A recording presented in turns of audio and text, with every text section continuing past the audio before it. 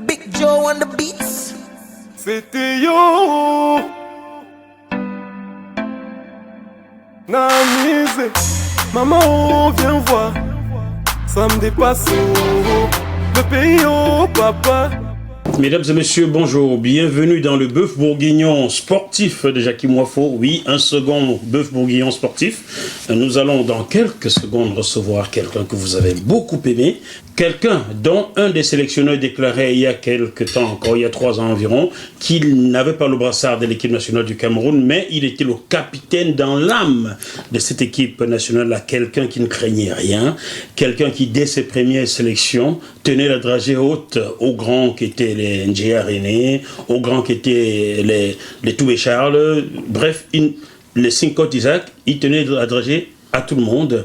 Je peux même vous dire aisément que sans lui, je ne suis pas certain que le Cameroun aurait remporté la Coupe d'Afrique des Nations Maroc 1988. Lui, affirmatif. C'est André Kanabéik. Bonjour André. Bonjour Jackie. Comment ça va? Ça va mon frère et toi? Ça va, ça va. Toujours en forme, hein? On est là, on se bat. Oui, il faut se battre, il faut se battre. Juste à côté d'André, West Fosso. Le longuet. Un bobo. Le fidèle chroniqueur du bœuf bourguignon. Salut particulier à Bacham. Un salut particulier à Bacham. On revient. Bafoussam. Voilà. Banganté. À Eboleva. Ouais. À l'est là-bas. Bertois. Donc à Bertois, à Nanga et Boko, dans le Grand Nord, à Ngaoundéré, à Garouaï, partout sans oublier la région anglophone. Mo Ben, à Salonio, Dipakem, mon frère, on est ensemble. On aura l'occasion de revenir sur toutes ces régions du Cameroun bientôt. Alors, André Kanabéik, cela fait 23 ans que tu as arrêté de jouer au football. C'était en 94, je crois bien. Ouais. Juste après la Coupe du Monde 94. Ouais. Alors, et depuis, que deviens-tu? Jackie, je suis toujours vivant, la preuve. Oui, bien sûr. Je suis assis devant un bon plat de bourguignon que je déguste avec beaucoup d'envie. Ça se voit. Donc non, mais je suis là, je suis avec toute ma famille là, dans la région parisienne et puis je me bats comme tout être humain. Tu te bats. Est-ce que tu es toujours dans le monde du football ou tu l'as totalement quitté? Non, je l'ai totalement. Quand je dis totalement, je suis un observateur averti. Je regarde comme tout bon Camerounais lambda qui aime le football. Il s'avère que j'ai essayé, je me suis débrouillé un peu à le pratiquer, pas comme les autres. Donc, vu la qualité de sa débrouillardise, j'aimerais être à sa place. Non, je ne peux pas vous dire que j'étais Roger Mila ou Mambéi, que ça m'est au Patrick Bouma. Mais chacun connaît sa place dans le milieu. Dans le milieu. Pour faire une maison, il ne faut pas seulement des peintres. Oui. Donc il fallait des maçons comme nous. Il fallait des charpentiers comme nous. Des charpentiers, oui, je prends, oui. Et même les charpentiers, même là, je ne prends pas. Voilà. Il fallait des concepteurs, des architectes, parce que... Non, je ne peux pas vous dire que je pouvais avoir ce rôle-là même. Bon. J'ai dit que ce que j'ai servi dans les Roger Mila, les Omambi, les Mbida et Feu Abega, j'en passe, pourront mieux parler de moi que moi-même par rapport à l'apport que j'ai eu dans le groupe. Mais je suis content de mon boulot. Donc, pour ça, je ne pourrais jamais plier les chines. Je sais ce que j'ai fait, je sais ce que j'ai donné au Cameroun. C'est clair. Donc pour moi, le reste, ce n'est que vanité, comme on dit. Bien, nous allons retracer ta vie footballistique. Nous allons retracer ta carrière du début jusqu'à peu près la fin. Oui. On ne peut pas tout faire, on va aller étape par étape. Donc, nous allons maintenant commencer par ses débuts. Tu commences ça, le football, au quartier comme tout le monde, mais c'est à Edea que les gens ont commencé à entendre parler de toi. Oui, c'est à Edea, mais j'ai commencé à jouer des intervillages. Ça, c'était à Pouma, ça? Oui, quand on venait en vacances, mon père était professeur, donc ça veut dire qu'il s'est déplacé beaucoup, il était affecté partout dans le Cameroun. Donc, chaque fois qu'il y avait les congés, les grandes vacances, c'était une obligation De jouer au football. Non, de rentrer au village. De rentrer au village à Pouma. Ah, oui, à Pouma. Quand je dis Pouma, je suis à 5 km de Pouma, mais dans l'arrondissement de Pouma. Donc j'étais au village, donc on faisait les intervillages. Donc il y a mon village Ngouaï 2, il y avait Pouma, il y avait Nkonga, il y avait Sakbayeme, il y avait Nkonjok, Saint-André et tout. Donc on faisait ces intervillages. Et indépendamment de ça, avant même les intervillages, bon, on jouait les interclasses. Les interclasses, on jouait le sucre. Le sucre, oui. Voilà. Donc, une petite histoire. Quand on ramène mon père, quand on a créé le CSG de Pouma, mon père était professeur au CTI de Bafoussam. D'accord. Et là, on l'affecte au CTI de DDA, en même temps au CSG de Pouma. Comme il est originaire de Pouma, il a dit non, mais il préfère rentrer au village. Donc, j'arrive à Pouma, j'intègre le CET, le CG, Collège d'enseignement général à l'époque. Je suis en 5e, donc je fais 5e, 4e, 3e. Et on faisait, il y avait les jours au sucre, il fallait aller les jouer à EDA. Oui. Et notre collège a formé une équipe cadette. Donc j'étais le capitaine. D'accord. Et j'étais le capitaine, nous sommes allés à le sucre, nous avons gagné le sucre à EDA, le tournoi à EDA devant toutes les équipes de la ville là-bas à EDA, j'étais le capitaine. Je jouais à l'époque en défense. En défense, mais de toute façon, il a joué partout. Il y a Kogol que je ne t'ai pas vu jouer. Voilà.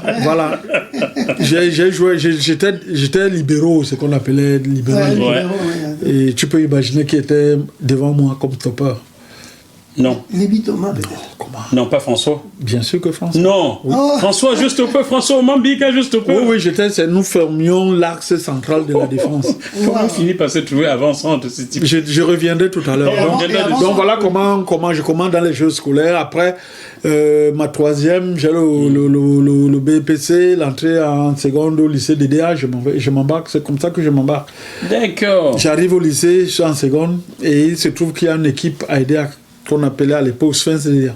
Sphinx. L'équipe phare de la ville. De la ville, oui. Ouais, Sphinx DDA. Et puis, moi, je viens pour étudier. Bon, mais comme les dirigeants de Sphinx me connaissaient déjà, ils me demandent d'intégrer l'équipe. Donc voilà comment j'intègre l'équipe. Ma première année, je suis capitaine. J'avais 17-18 ans. Ouais. Capitaine, j'ai trouvé le grand frère de Massine qui avait joué avec les Milan à l'époque dans le Dragon, un très grand joueur et tout, qui m'ont encadré. J'étais leur capitaine. J'étais en seconde tout jeune. Wow. J'étais le capitaine. Voilà. Précoce. Oui. Et bon, je ne sais pas si j'étais fort, mais j'étais quand même un joueur vraiment brillant. Si bien que on avait des papas à l'époque là, qui étaient vraiment les vrais supporters de l'équipe, c'est-à-dire que c'était des classiques, quoi. Des gens qui connaissaient l'équipe et qui supportent l'équipe depuis des années, qui m'ont donné un surnom, un sobriquet. Lequel? Mort Malam. Mort Malam. Qu'est-ce que cela signifie? Ça veut dire main propre. Main propre, pourquoi? Main propre parce que quand je prenais le ballon, il n'y avait pas de discussion. Je l'utilisais vraiment à bon escient. Ouais. D'accord. Voilà. Tu faisais proprement le travail. Voilà, donc c'est comme ça que je commence.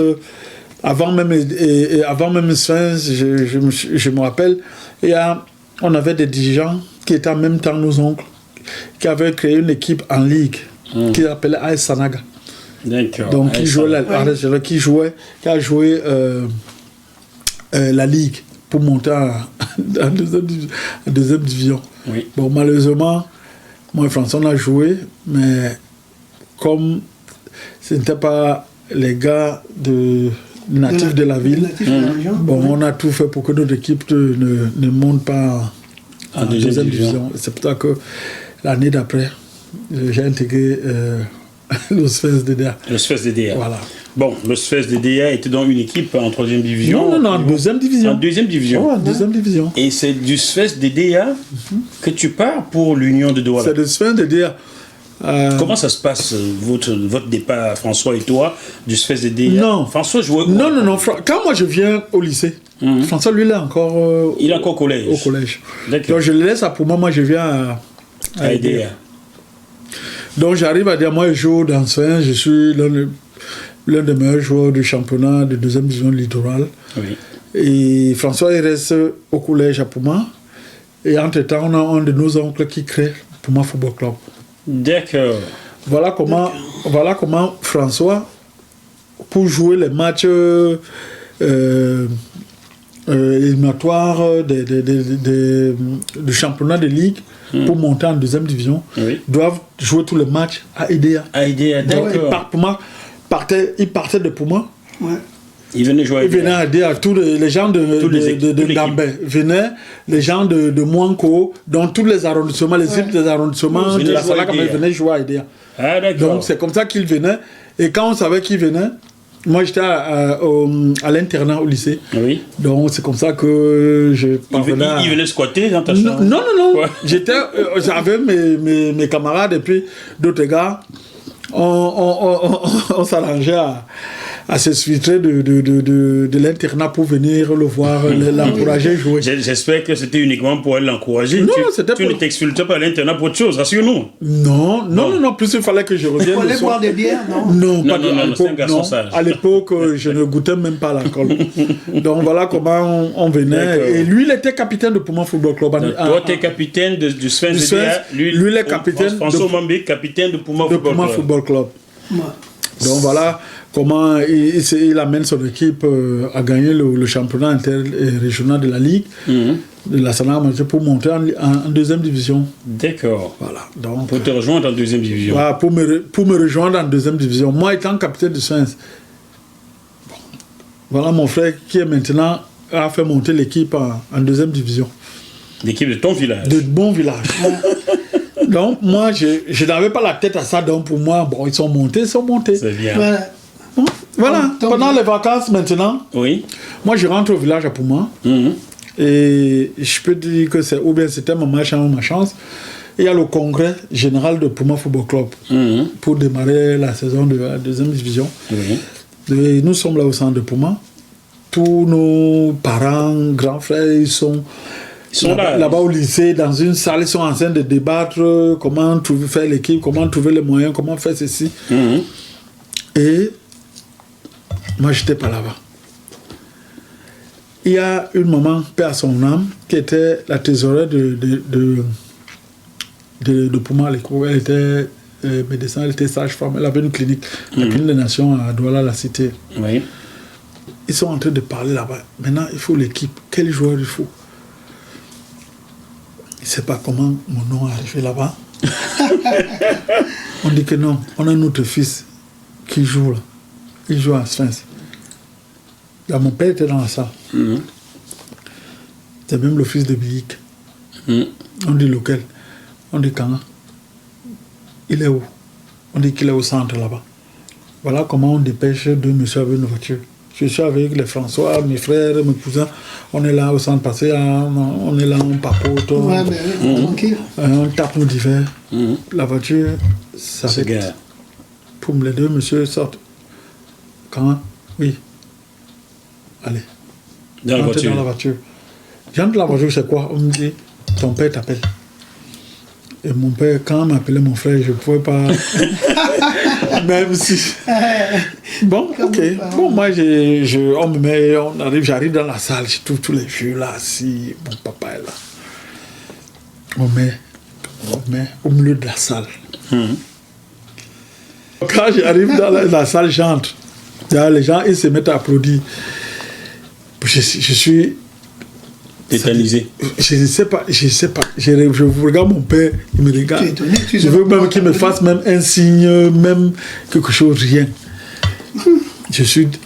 Tout le monde est assis, tous ces jeux-là, tous les chefs supérieurs. On me dit, quand je dis oui, est-ce que tu veux jouer dans Pouma Football Club ou pas? Ou pas, en plus. Ou pas. J'ai répondu, si je suis là, c'est pour jouer à Pouma Football Club. Tout le monde s'est levé. Ils ont applaudi, je suis sorti. Voilà comment je signe dans Drôle de signature, hein? Le gars qui dispense pour Pouma Football Club, la signature, c'est passe comme ça. Ça se passe comme ça. Chers téléspectateurs du Bœuf Bourguignon de Jackie Moifo, On en apprend des choses par ici. Hein. On va poursuivre. Alors, tu joues à Puma Football Club désormais. Voilà. J'arrive alors à Puma Football Club. Il y a un premier problème qui se pose. Lequel? François Mambiik est capitaine de Puma Football Club. Et son grand frère arrive. Non seulement il est capitaine de Puma Football Club, il est meneur, il est numéro 10. Il joue en 10. Il joue en 10. Et toi, tu... Quand Mambiik, capitaine de Sphinx Football Club, joue en 10. D'accord. En meneur de jeu. Oui. Donc, ma tante que j'ai dit là, elle m'appelle me dire mon fils. Je dis, oh maman, bon, on te remercie beaucoup d'avoir choisi ton village, mais il y a un problème. Voilà, alors toi et ton frère, vous jouez dans un même poste. J'ai dit, maman, je dis, oui, il n'y a pas un problème. On va trouver une solution. Il dit, quelle solution? Il dit, mais laisse. Quand les entraînements vont commencer, comme tu vas voir. Tu vas voir. Voilà comment je réfléchis. Il dit que bon, mon frère, il a été gardien de but. François a été gardien de but. François Mambiik a été gardien de but. Il a commencé gardien de but. J'ai son livre qu'il a écrit. J'ai même oublié de te le montrer l'autre jour. Oh là là. Il a commencé gardien de but. Et pourquoi il n'a plus été gardien de but? Parce que j'ai eu à casser sa main avec un tir. Pitié. Voilà. Voilà comment il laisse les buts pour jouer avec moi devant. Stopper. En défense d'abord. Après, là, il est monté comme en 10. Et tu arrives, j'arrive, je trouve que bon, moi, je suis le patron des milieux de terrain du littoral. Comment un petit... Ton petit frère qui vient de faire monter une équipe, il est capitaine, il est 10. Il n'a pas encore prouvé grand-chose. Oui. Donc, je lui dis, petit, tu vas monter. Et je lui dis que à l'époque, quand je disais à François quelque chose, il ne pouvait pas réussir. D'accord, tu lui as demandé donc de monter, non, jouer avant-centre. Je lui ai dit que tu vas jouer avant-centre. Voilà comment François passe avant-centre, mais... C'était difficile pour lui. Qu'est-ce que j'ai travaillé, mon frère? Ah, qu'est-ce que tu as travaillé comment? Parce que c'est quelqu'un qui ne mettait pas un pied devant l'autre. C'est-à-dire que François, il allait vite, il montait très haut, mais il n'avait pas d'adresse. Donc devant le but, pour le mettre devant le but qui quitte de Yaoundé, de Paris au Cameroun, il est là, il ne mettrait jamais de devant. Donc je finissais les entraînements, j'ai resté 1 heure de temps à travailler avec lui devant les buts, à lui donner les conseils. Faire les centres, les reprises de vol, les têtes plongeantes, tout ceci. C'est des générations spontanées. C'est comme ça que je travaille ce monsieur. C'est le travail. Je lui ai dit que non, tu joues là, même si tu ne cadres pas, je suis derrière toi, ne t'inquiète pas, je vais te donner le ballon. Ah ouais? Ouais. Et on a joué 2 ans pour moi. Je crois que c'est pas moi qui dois dire. Les gens ont vu les résultats. Ah, c'est clair. Chers téléspectateurs du Bœuf Bourguignon, vous voyez, vous avez compris aujourd'hui comment François Mambiik est devenu le buteur qu'il a été. La tête d'or, parce que pour moi, je n'ai pas vu un joueur de football meilleur de la tête que François Mambiik ces 30 dernières années. Oui, mais François, en saut en hauteur, à son âge, à 15 ans, il franchissait déjà 1m80. Et je vais te donner une anecdote. Moi, étant au lycée, il y avait les jeux au sucre, justement. Non seulement il jouait au foot, mais on l'avait aussi mis comme sauteur, comme saut en longueur. Non, en hauteur. Et moi-même, je faisais le saut en hauteur. Ah ouais? Pourquoi ces garçons marquaient des buts? Voilà, donc maintenant, qu'est-ce qui se passe? Je suis avec François à la finale. Normalement, le petit frère a gagné le grand, mais on ne pouvait pas le faire. On a dit qu'il a sauté 1,83 et moi 1,85. Voilà comment je le gagne. Mais normalement, c'est quelqu'un qui montait plus haut que moi. C'est lui qui a gagné. C'est lui qui a gagné. Donc, comme quoi, il n'y a pas que les autres qui trichent. Parlant du choix, on va revenir là-dessus. Alors, maintenant, vous avez joué à Puma. Comment est-ce que vous êtes arrivé à partir de Puma, toi pour l'Union Douala, lui pour le Canon? Comment cela arrive? Bon, c'est pas simple. C'est que à Pouma. Après 2 ans, il y a eu tiraillement entre... À Pouma, il y a 2 très grandes familles. Bon, il y a peut-être plusieurs, mais les 2 là sont vraiment les familles de base à Pouma. Et nous, on faisait partie... Enfin, nos oncles faisaient partie d'une des familles. Une des familles, oui. Et l'autre famille, c'était nos oncles aussi, mais c'était eux qui étaient à la base de la création de l'école. C'était eux qui étaient les dirigeants. Donc on avait aussi ce contact-là. Frontal. Donc, j'ai réfléchi quand ils ont commencé à déchirer. Oh, quand c'est notre fils, d'autres, quand ce sont nos enfants, les autres, non, c'est comme ça, ils ne jouent pas et tout et tout. On a vu, j'ai dit à mon frère que non, l'ambiance n'est plus bonne. Partons. Ouais, il faut qu'on parte. Toujours le bon flair. Hein. Ouais. Est-ce qu'en ce moment-là, une équipe de première division au Cameroun vous avez déjà sollicité? Ma foi. Une équipe. Tu ne me parles pas du Cameroun, que nous avons contacté. Mais il y a Panthère, Jassin, Canon, Tonnerre, Santos. Toutes les grosses équipes du Cameroun. Grosses équipes. Mais moi, j'aimais tellement Douala que je ne voulais pas monter. C'est pour ça que, d'où ta question commence, c'est fait que François parle. Va au Canon. Voilà, donc moi, j'aimais beaucoup Douala. Il faut que je te dise, quelqu'un m'a envoyé cette question-là, je vais le citer. Il s'agit de Fernand Fokam. Et effectivement, Fernand Fokam, qui a joué les tours, m'a chargé de te poser cette question-là. Oui. Pourquoi toi, tu as choisi l'Union Douala pendant que François allait au Canon de Yaoundé? Non, moi, j'aimais tellement Douala. Je ne voulais pas aller à Yaoundé. C'est-à-dire que Yaoundé, pour moi, c'était un lieu de travail. C'est-à-dire que je joue... Oui, je viens à l'équipe nationale pour un certain temps, si c'est pour un mois. D'ailleurs, quand on arrivait à l'équipe nationale, quand on était convoqué, on prenait la couchette à Douala, le dimanche. On arrive lundi matin. Et dès qu'on a fini, dès que le stage est fini, à midi, tu repars. On reprend le train Intercity là. On rentre. Moi, je n'aimais pas Yaoundé. J'allais seulement là pour jouer à l'équipe nationale, c'est tout. C'est la seule raison qui t'a poussé à signer. C'est la seule raison. Et non, il y a ça. Il y a quelqu'un qui est comme un frère. Qui ça? Et Mimbo, qui joue dans Boumbo Emile. D'accord. Le porteur d'eau. Vous connaissiez avant? Depuis 81, je le connais, on a fait les jeux national là-bas à Garoua. Et lui jouait déjà à l'Union de Douala? Il était à l'Union Junior à l'époque. À l'époque. C'est lui qui te convainc alors que... C'est lui. À partir de notre truc, quand on s'est lié d'amitié là-bas à Garoua, on ne s'est plus jamais quitté. Ah ouais, Boumbo Emile. Donc c'est lui, il y a ça. Et c'est lui qui fait que... J'ai dit que non, j'ai mon frère jumeau qui est là-bas, je le suis dans l'Union. D'accord.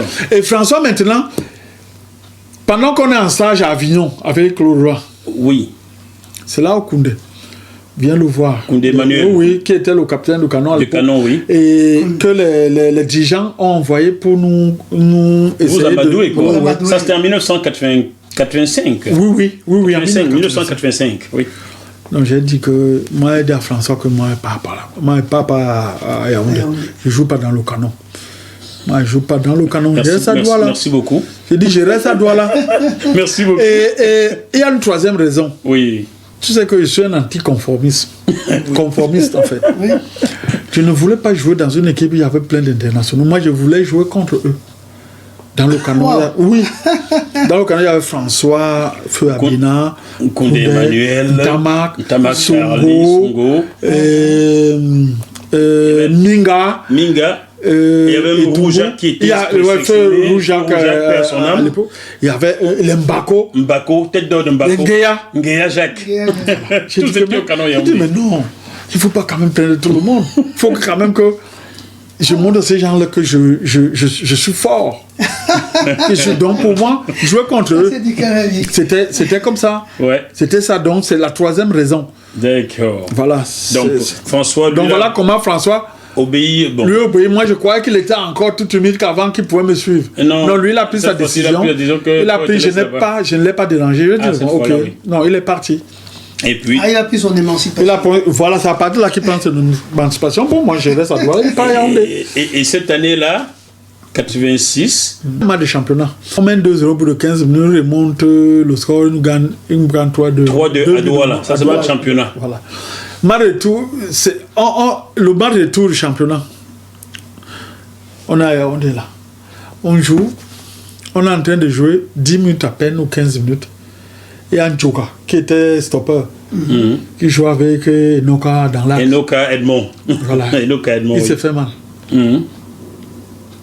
Et on est à Yaoundé dans Madrid. oui. Et qu'est-ce qui se passe? Dis-nous. André Canabi rentre comme stopper pour prendre son frère en marquage. Oh Jésus-Marie-Joseph. Ah ouais. Je suppose que ce jour-là, François n'a pas marqué. Non, il n'a même pas bougé. Tout le stade applaudissait. Même Claude Roy il a dit, parce qu'il m'avait fait jouer latéral à la Coupe de l'UDR au Gabon en 85. Oh, et les gens ont dit que non, pourquoi il a fait jouer? J'ai joué stopper le jour, j'ai pris François, il n'a pas bougé d'un pouce. Mais oui, attends. C'est-à-dire que les gens applaudissaient, applaudissaient. T'as si le Bindi? Non, propre, même ici en Europe, j'ai eu à le marquer quand je jouais dans le Havre. Oui. Au Havre, là-bas, lui, il était à l'Ascan. Oui. En championnat. Oui, on a notre solo capitaine, le père, son âme aussi, Philippe Mahu, qui était blessé. Oui. Et Pierre Mancosi m'a fait jouer stopper. Et j'ai pris François. Oh, le pauvre. Comme il fallait. Sans brutalité. Avec toute la finesse. Et lui-même, il sait que moi, je ne pouvais pas le brutaliser. Puis j'étais le premier défenseur, donc je ne pouvais pas. Non, je l'ai pris. Même lui, Fernandez, qui était là, entraîneur, lui a demandé que, mais il y a un cannabis, c'est qui dit non, c'est mon grand frère. Ouais. Oui, donc j'ai pris François tranquillement. Lui-même, il savait que quand j'étais derrière lui, il ne pouvait pas. Parce que c'est quelqu'un. Psychologiquement, tu l'as façonné. Tu sais comment il va jouer. Je connaissais. Tu sais, c'est ton produit. Salut à toi, François Mambik. J'espère que tu vas bien. J'ai eu dit qu'il est François Mambik est en ce moment en RCA, en République centrafricaine. Oui, tout à fait. Il attend de signer un contrat pour entraîner. Ah oui, ça traîne, je ne sais pas pourquoi. Ça fait 3 mois. Ça fait même plus de 3 mois. Il attend de signer un contrat pour entraîner quoi? L'équipe nationale? L'équipe nationale, oui. Et Centrafricain a signé lui le contrat? C'est le gars qui a marqué plus de buts que de matchs à Amérique. Oui, on va venir vous donner un coup de main, vous allez voir comment vous allez héberger footballistiquement en Afrique. Tout le monde là. Nous venons à West Fosso, André et moi-même nous venons à Centrafrique aider François. On va lui donner un coup de main. D'accord. Un coup de pied. Pas un coup de pied. Bon, je vais revenir sur ces quarts de finale de la Coupe du Cameroun. C'est important, je vais t'expliquer le pourquoi. Oui. En 1985, l'Union de Douala bat le Canon en finale de la Coupe du Cameroun. 2-0, but de Motol et d'Nzepa. Donc, en 1986, les quarts de finale opposent encore l'Union au Canon. Ce sont les deux équipes rivales, vraiment leur rivalité au sommet à l'époque. Ce quart de finale, vous le gagnez à Douala. Non, faites mieux la Douala 2-2, je crois bien. Ou bien, non, vous le gagnez à Douala 3-2. Ouais. François a marqué les 2 buts de la tête. Match retour à Yaoundé. Il faut absolument que le Canon gagne au moins par 1-0. Et ce jour-là, on revoit le match ici à la 66e minute, lorsque Koundé Emmanuel donne un ballon à Ngoudou, à l'aile gauche. Ngoudou prolonge et sort un centre en retrait. François monte, il met la tête, tac. Mais c'est le fameux match de 3-2. Non, à Yaoundé, c'était 1-0. Ça, je suis certain. Non, mais moi, je n'ai pas je me rappelle plus de ce match. Moi, je me rappelle parce qu'à Douala, vous aviez gagné contre le Canon 3-2. Et il fallait 1-0 pour le Canon à Yaoundé pour aller en demi-finale. Et la demi-finale, cette année-là, le Canon la joue contre Kamak de Bamenda. Et ensuite, la finale, Canon gagne contre Rai, but de Missé. Ça, j'en suis certain, car c'est inscrit là. Bon, maintenant, on va parler maintenant de ton départ de l'Union à Yaoundé. Tu n'as joué de l'Union de Douala, pardon. Un an. Tu as joué une seule année à l'Union de Douala, 85, 86. Il se dit qu'à l'époque, on ne vous faisait pas par effet mettre une signature sur un papier. C'était de bouche à bouche et ensuite vous serriez les mains, c'était ça la signature. Oui, ça pouvait être ça, oui. Donc, voilà pourquoi tu vas à Yaoundé te balader et tu tombes sur quelqu'un qui connaît Zunja Claude. Non, qu'est-ce qui me fait partir au diamant de Yaoundé? C'est pas un truc footballistique. C'est quoi? C'est mon frère. Ton frère te manquait? C'est François qui... Oui. Une fois de plus. Manquait comment? C'est qu'il commence à faire les bêtises. D'accord, il fait les circuits le soir à Yaoundé. Tu as alors tout compris. Hé François, t'as vu comment t'as délogé ton frère? Voilà, c'est François qui me fait monter à Yaoundé. J'essaierais de rester dans l'Union, mais j'ai dit non. C'est pas mon frère que j'ai connu. Quand on arrivait en sélection, Dip m'appelle ou bien les autres m'appellent. Oh, on était hier. Tel endroit. Avec François. Où on a bu, François boit, François fume. J'ai dit que qui boit, qui fume. On me dit François, quel François? Mon frère, on dit oui, ton frère. J'ai dit, vous êtes malade quoi. Qui boit? On me dit François. Ok.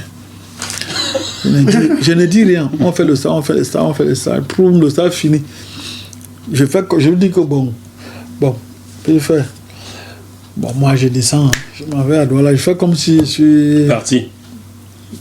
Je restais là le soir, je connaissais le point de chute. J'arrive en bas, je vois mon frère là-bas, il a une cigarette dans ma main. Il y a le whisky sur la table, il a son verre. Le gars. Il est dans les ambiances. On disait le gars jaune. Ouais. Quand tu fumais à l'époque, nous on disait que le gars casse la magie. Ouais. Donc le gars, il fume, il boit. Et jaune. Je laisse comme ça, je dis, qu'est-ce qui se passe? Il y a un sérieux problème. Non, c'est ça. C'est ça qui a dit que non, il faut que je me rapproche de mon frère. Mon frère, Ouais.